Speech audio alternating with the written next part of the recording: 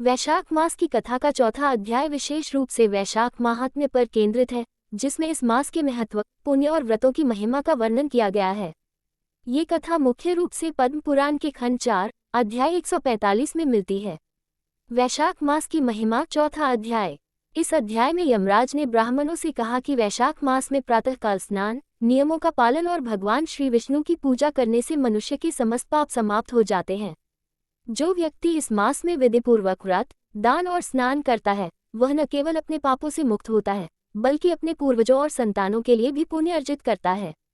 यमराज ने यह भी बताया कि वैशाख मास में किए गए पुण्य कार्य, जैसे स्नान, दान, जप और हवन, अश्वमेध यज्ञ के समान फल प्रदान करते हैं।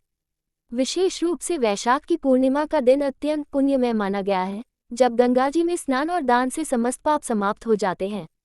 वैशाख मास के व्रत और अनुष्ठान। इस मास में विशेष रूप से निम्नलिखित व्रत और अनुष्ठान किए जाते हैं। प्रातःकाल स्नान, गंगा जी या अन्य पवित्र नदियों में स्नान करने से पुण्य की प्राप्ति होती है। व्रत और उपवास, विशेष रूप से वैशाख मास में व्रत रखने से पापों का नाश होता है। दान, ब्राह्मणों को वस्त्र, अन्न, जल आदि का दान करने से पुण्य मिलता है। भगवान श्री विष्णु की पूजा, विशेष रूप से श्री विष्णु की पूजा करने से समस्त पाप समाप्त होते हैं। निष्कर्ष, वैशाख मास का महत्व अत्यधिक है और इस मास में किए गए पुण्य कार्यों से जीवन में सुख, समृद्धि और मोक्ष की प्राप्ति होती है।